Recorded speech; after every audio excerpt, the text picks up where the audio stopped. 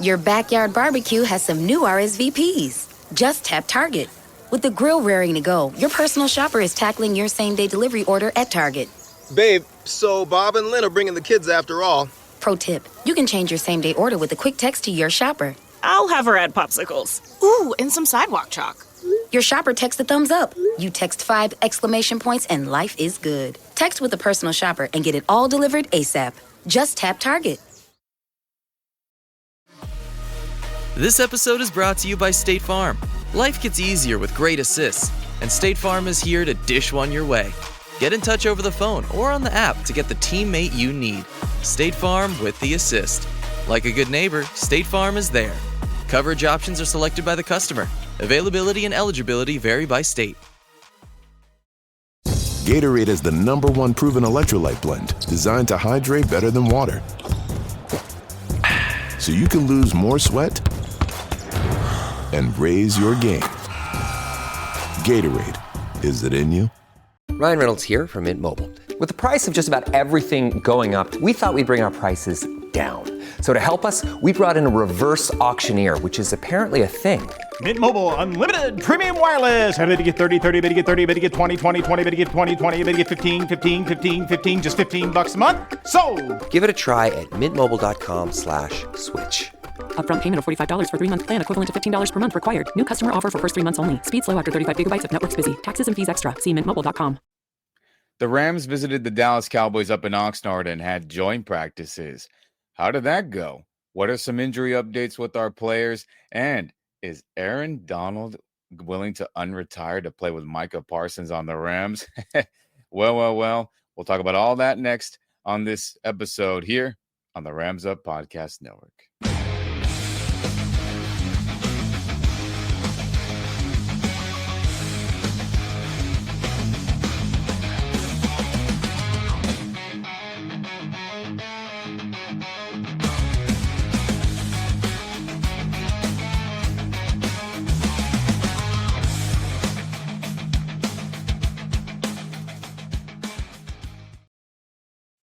What's going on, everyone? Welcome back to the Rams Up Podcast Network. I'm Ian. If you're on YouTube, like this video, subscribe to the channel, put that notification bell on.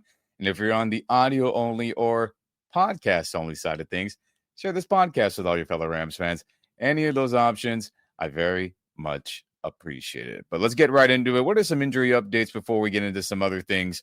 And sucks for some guys that got, banged up, pulled some things, tweaked some muscles. As we hear from Sarah Barshop here, injury updates from a couple days ago, as it is less than likely that Matthew Stafford would practice against the Dallas Cowboys and the Tuesday joint practices. And Terrence Ferguson, Kobe Turner, and Nate Landman all tweaked something. Terrence Ferguson are growing. Kobe Turner is back. Nate Landman, a little bit of a calf, Sean McVay says, as they all, got injured before joint practices with the Cowboys, as they unfortunately did not participate in joint practices versus the Dallas Cowboys. But what is the biggest update of them all, Rams Nation? It is Matthew Stafford, as he is dealing with an aggravated disc in his back, as it was finally reported from Ian Rappaport of the NFL Network. Sources, Ian says from X Twitter, Rams quarterback Matthew Stafford is dealing with an aggravated disc and has received an epidural to help him deal with it. Los Angeles has called him week to week, being cautious, but with plans for him to be ready for week 1. And hey, I've been pretty vocal here about Matthew Stafford and what has been going on with him. And I see better than I hear, to quote Coach McVay. When I see him out there, I'll feel better, we'll all feel better, and we can stop worrying about it, whether it be a little bit like I know some people are, or a lot like me and others.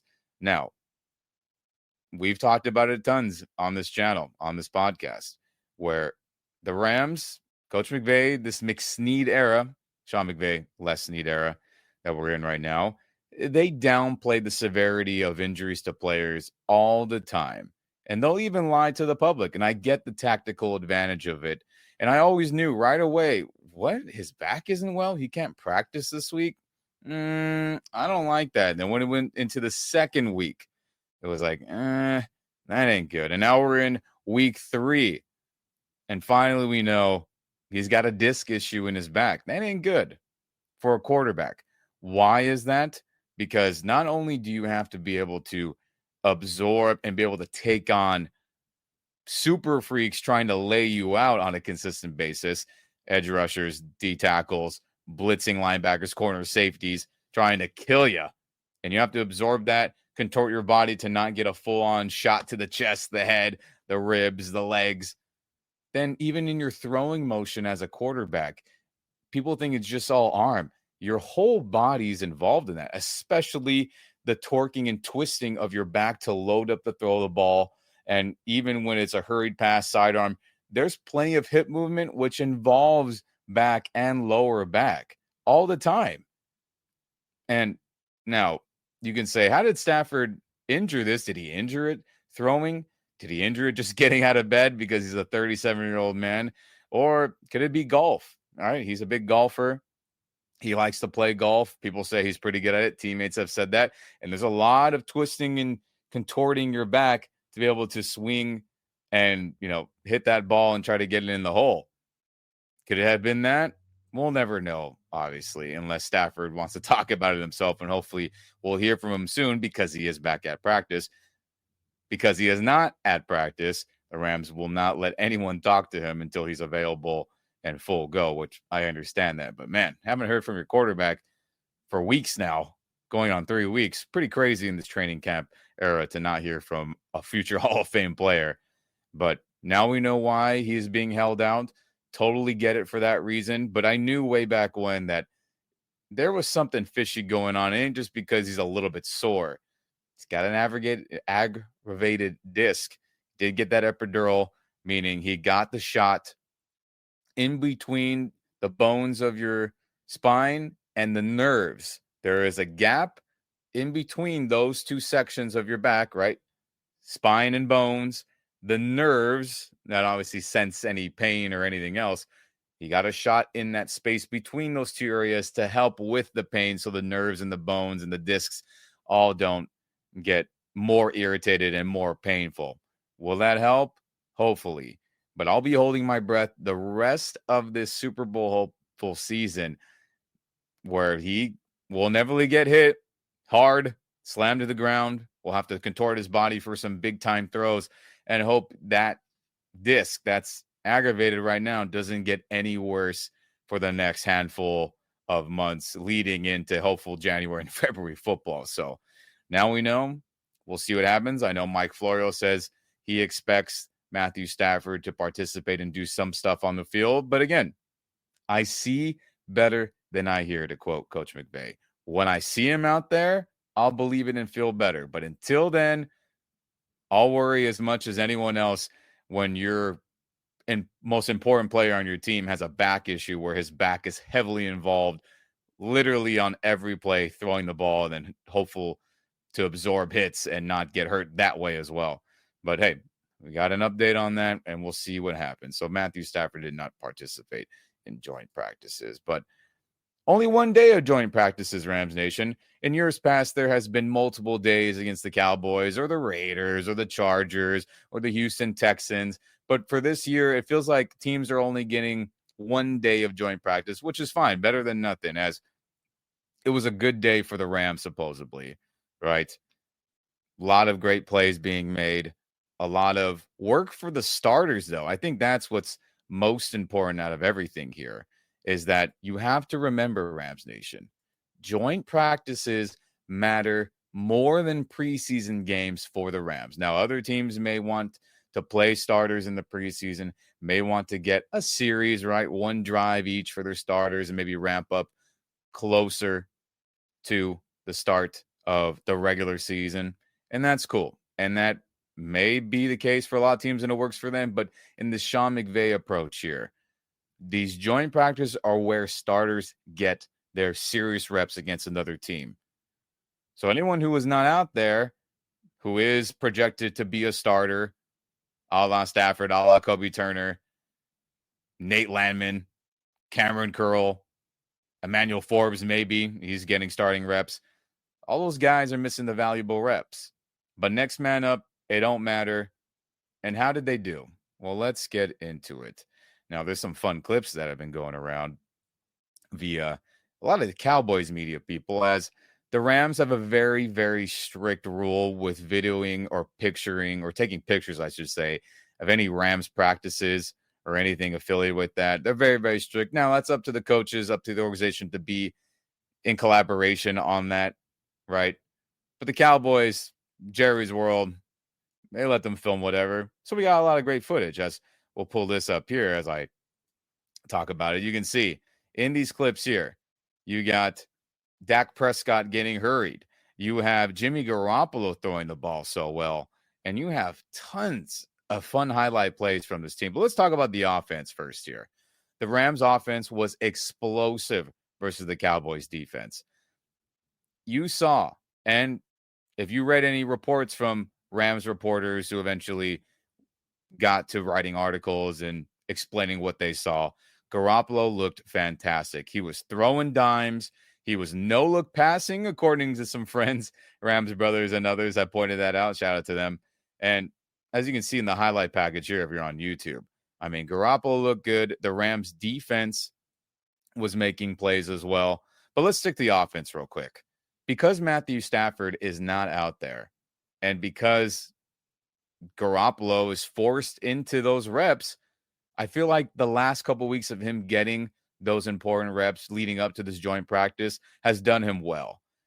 As we pointed out on this channel, on this podcast, that he had slowly been getting better and better with more reps for the first team, getting more comfortable with Puka, getting more comfortable with running the offense, getting more comfortable with how everything is operated under the Sean McVay scheme that involves tons of knowledge and checks and balances to make sure everything's going to operate.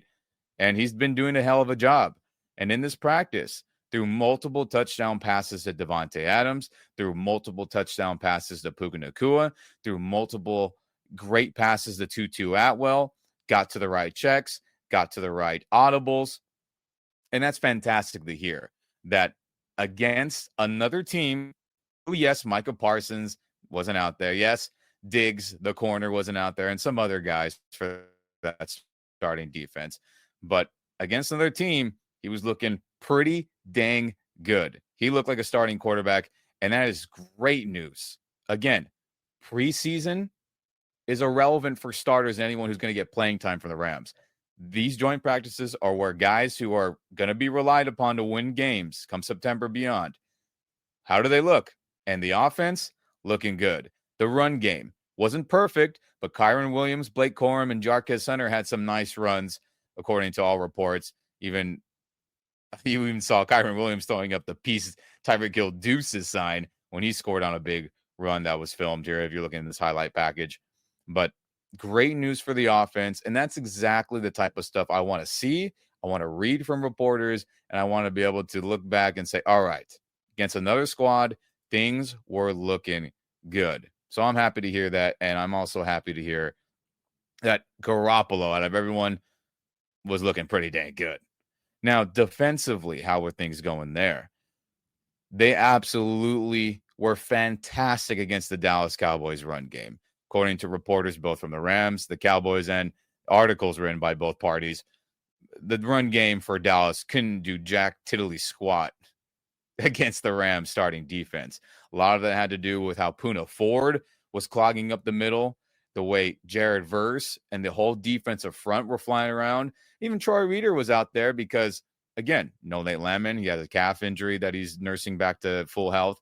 No Cameron Curl out there because he tweaked his ankle. So you had Jalen McCullough out there at starting traditional safety, strong safety in place of Cameron Curl. And they all look good. Cameron Kitchens, number 26, our second-year man, was making tons of plays. A big hit right here. If you're tuning in on YouTube, he had some other pass breakups and other good coverage plays that weren't filmed but were reported on. And the defense as a whole was looking pretty good. Now, the passing game for Dallas, they had their moments of looking good. They scored some touchdowns. They got some big plays, but a lot of them maybe you can argue weren't going to happen because of the pressure from Jared Verse, the pressure from Braden Fisk, the pressure from Byron Young, as reports are that they were getting home a ton against the Dallas passing game. So would those big completions have happened if Jared Verse could absolutely lay Dak Prescott out or Byron or Braden or even Puna Ford when he was rushing the passer? They probably would have. But hey, joint practice, can't hit the quarterback. You don't want big old collisions going on and tackles to the ground. We get all that. But even Dallas Cowboy reporters, they said, yeah, if we're keeping score here, the Rams won the day. They won the joint practice based on how they performed against Dallas's offense and Dallas's defense. And special teams, gotta look. Punt operation was clean. Ethan Evans was booming them. No bot snaps, no weird snaps from the long snapper. Everyone was covering good. Kicks were nice and high and far, as Ethan Evans, he was using his mega squat ability to be able to do that. That's great. And then how did the kicking game look? Everything was smooth there based on reports. Everything was in sync. Field goals were made, no missed kicks. And that's also pretty dang fantastic to hear. So again, not just from Rams reporters, but from Dallas Cowboys reporters, the Rams won the joint practice. And again, preseason games are for the backups and guys trying to make the team for the Rams. Joint practices are for starters and players that are going to play, whether they're the main starter or the rotational guys. We want them to get the work. We want to see them play well, perform well in these joint practices. That's when they're going to get their reps against another team. And for this one, A+ based on what everyone has reported on. And that's freaking fantastic. Love to hear it. Absolutely love to hear it. So, gosh.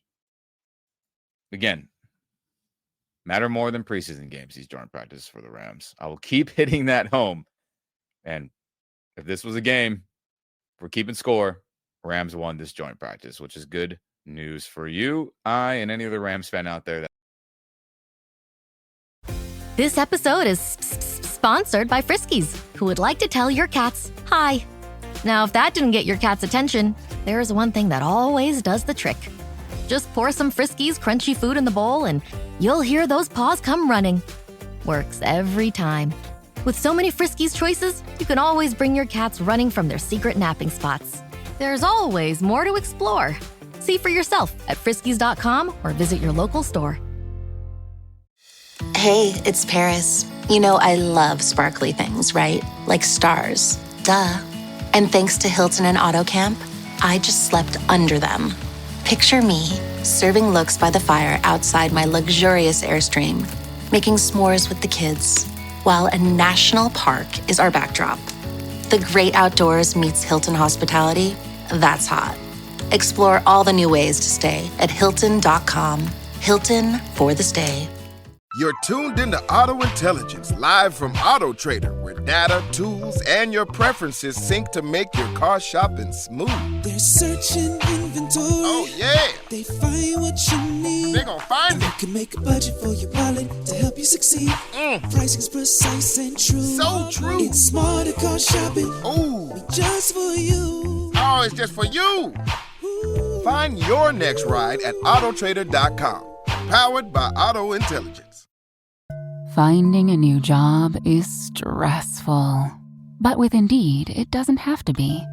Just fill out your Indeed profile with your skills, experience, and desired salary. The more you fill out, the better your matches will be. And hearing from hiring managers will be 2 times more likely. Relax. That's your Indeed profile sending opportunities your way. Indeed, the world can work better. My cat Freddie loves to be brushed and cuddled. But stirring up his cat allergens meant sneezing and itchy eyes. Then I found Purina One Live Clear. It's cat food that reduced the major allergen and my suffering in as little as 21 days. Now, we feel closer than ever. If you have issues with cat allergens, you really need to try Purina One Live Clear. Try new Purina One Live Clear today. Purina One, a difference from day one. things went well up in Oxnard at the Cowboys training camp facility. Love it. Love to hear it. But speaking of Cowboys craziness and all that, this puts a smile on my face. Shout out to Rambling Man, who has a great account, Facebook, Instagram, Twitter X. He posted a jersey swap of Micah Parsons in a Rams uniform. Looks great. Great edit right there, man. Wish I could do stuff like that. And in the comments section, Aaron Donald, the GOAT, saw this. And what did he say here? If Micah Parsons goes to the Rams, I might have to call my agent and get in football shape. With what that D-line would be unreal. As Aaron Donald tagged his agent, tagged Micah Parsons in that comment, and then Micah Parsons himself saw it, said, Aaron Donald, man, don't tell me info like that, and then tagged his agent, David Mulgeta. Wow. Is Aaron Donald going to unretire? Now, of course, a lot of things have to happen. Would he really do it? I think it would be 50-50, truthfully. But look, I'm sure his wife would be like, we made a nice farewell YouTube video and ceremony and this and that.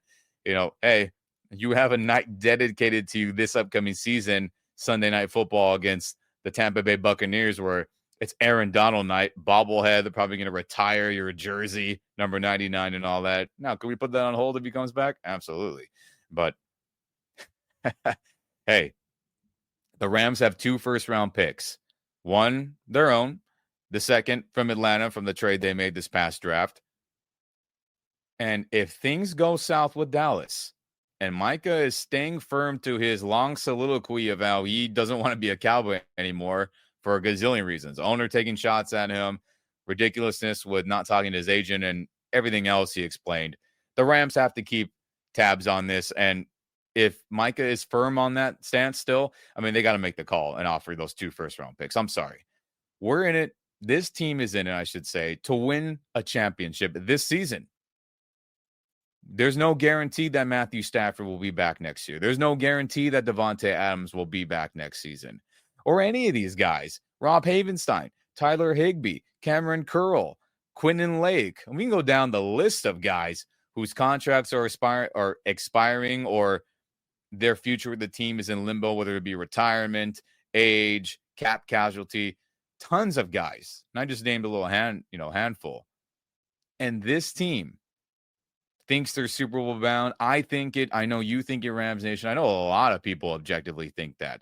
If you're trying to make a push and sincerely win a championship, and Les Snead said it in that championship parade after they won it in 2021, in honor of the shirt, F them picks, we'll keep using them to win more Super Bowls.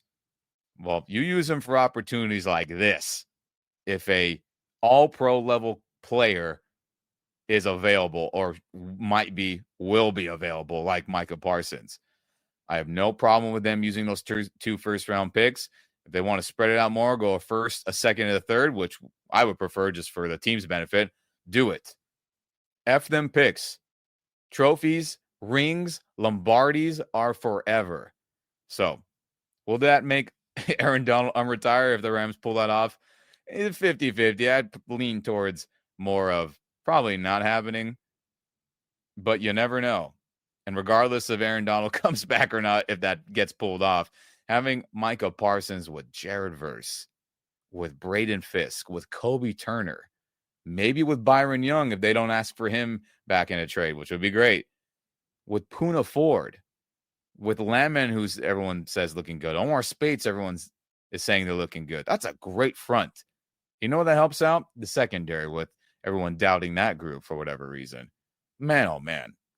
But hey, Micah Parsons is acknowledging a Rams trade here with him responding to Aaron Donald. Maybe all fun and games, but something to keep an eye on. And that was fun to see and read. Shout out to Rambling Man for making that good edit and getting this spawned into the universe. An Aaron Donald unretire moment, and Micah Parsons seeing that edit and considering, hey, being a Ram would be cool. That would be pretty damn cool, I believe. Now, what else has been going on that's important news? Well, the Rams official depth chart has been released for preseason, right? This isn't the week one starters who we're going to see out there against the Houston Texans, but this is the early picture of how everything's looking. And let's pull that up. Well, what do we have here? Let's go through it real quick. Your starters, no shock. Quarterback, Matthew Stafford. Wide receiver, Devontae Adams. Wide receiver, Puka Nacua. And wide receiver, Tutu Atwell. Based on the production from the top two guys and the money for Devontae and the money for Tutu, not a shock that's what it is right now. Then you have Alaric Jackson. Even when he's dealing with the blood clots, he's still penciled in, no doubt. Steve Avila. Coleman Shelton. Now the main guy, LA native, back at the starting center position. Kevin Dotson, Rob Havenstein, and Kyron Williams, who just got paid.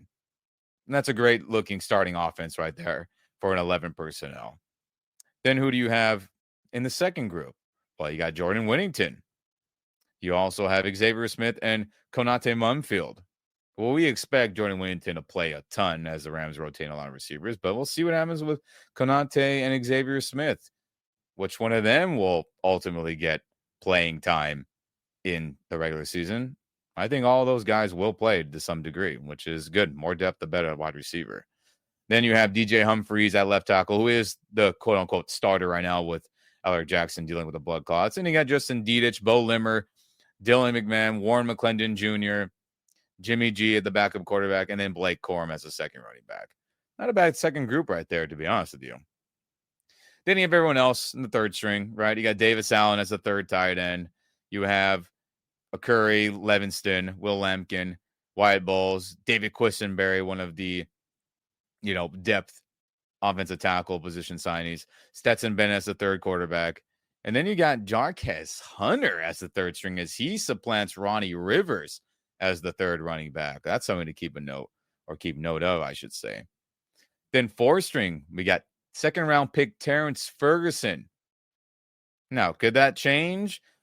Sure, right? He was picked very high with high hopes to get on the field with Tyler Higbee and play a ton. But he's injured right now. Didn't get any joint practices reps, I should say. That's tough for a rookie. Hopefully he heals up from that groin and comes back ASAP. But as of right now, it makes sense. You have to trust Tyler, of course. You have to trust Colby. You have to trust Davis Allen. Right now, if you had to play a game this weekend. And that's totally fair based on this preseason depth chart.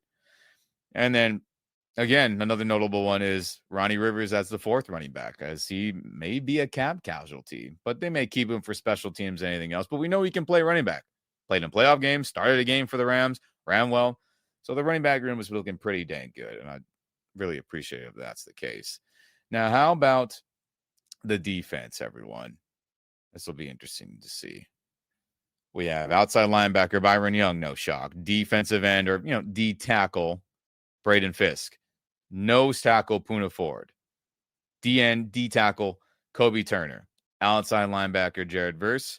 You got Omar Spates, second-year man. You got Nate Landman, the Mike signal caller. And then here's something interesting. You have Darius Williams as a starting corner. You have Cameron Curl, obviously, as a starting strong safety. Quinton Lake as the other free safety, starting safety. And then for the last cornerback spot, they have Akella Witherspoon / Kobe Durant. Interesting. In years past, it was Akella Witherspoon by himself, and then Darius and Kobe / together. So now, based on this early depth chart, Akella and Kobe Durant may be battling for that other starting outside spot. We know all of them can play. We know both of them have had fantastic moments, but that's pretty interesting to see. Maybe Kobe Durant's performing to a high level that may be on par and or better than Akella. Maybe Akella, with that calf injury, maybe isn't looking as fast and explosive, and it's hampering him. Maybe age is just getting to him. Again, all hypothetical scenarios. We don't know Jack Tilley's squat. We'll find out week 1 against Houston what's really going on if everyone's healthy. But something to keep an eye on, as, again, Kobe Durant, from all reports we've talked about it, has had a fantastic training camp, making plays, interceptions, batted down pass, running well with receivers, great job in man zone, etc. So we'll see. May the best man win that job, and we'll find out soon. And then you have in the second group of defense, Kiera Thomas, Laryl Murchison, Ty Hamilton, Tyler Davis, Nick Hampton, Elias Neal, Troy Reader, Darion Kendrick, Cameron Kitchens right now. But we know Cameron Kitchens will be one of the traditional starting safeties. Let's be honest. This depth chart is like if we're in our base 3-4 defense, meaning you have the, you have the, 7 guys at the front, right? You have the 5 guys on the line of scrimmage, the 2 linebackers, and then you just have 2 corners, 2 safeties. But we know that's not the standard defense all the time. Everyone's throwing the ball all the time. So you have Quentin Lake in the slot, and then you'll insert Cameron Kitchens to be the other free safety, which he did a ton against the Cowboys in joint practices, which that's where he'll be, and that's where he'll start. So again, he's second on this list, but he's really a starting safety that will probably start unless it's this base 3-4 defense, right? Then you have Jalen McCullough as the second safety, who we know will also get a ton of playing time as the dime safety, whether he's playing like a linebacker close to the line of scrimmage, whether he's kind of roaming around freely to try to intercept more passes like he did as a rookie, or if he's also, maybe playing in the slot as well, or blitzing. We know he'll get tons of playing time, and he was pretty dang good in joint practices filling in for Cameron Curl. But again, he's listed on the second team, but we know he's going to play a bunch. And then you have Emmanuel Forbes Jr. as the second corner. We'll see what's up with him. Maybe when he gets back from his hamstring injury, maybe he'll get some playing time and or supplant a Darius and a Keller or Kobe. We'll see. We wish him well with the health and recovery, but he's listed on the second team. And then you have on the third team, you have notable third-round pick for this last draft, Josiah Stewart, the Michigan man. You have Desjuan Johnson, Bill Norton, Jack Helen, Brennan Jackson, SoCal native. You have Chris Pupal Jr. as a third stringer. Again, we haven't seen a lot of him as he had been, dealing with the calf injury and is barely getting back out there. And you got Tony Fields, Charles Woods, Tanner Engel, Nate, I can't even read right now. Calzel, my eyes are not deceiving me. Apologies on that name if that's not right. Josh Wallace. And then the fourth, you have other guys.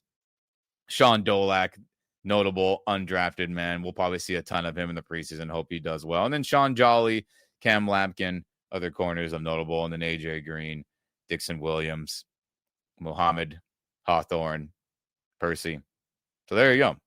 That's the depth chart for the Rams. As of right now, this can change week to week, day to day, if we're being honest about it.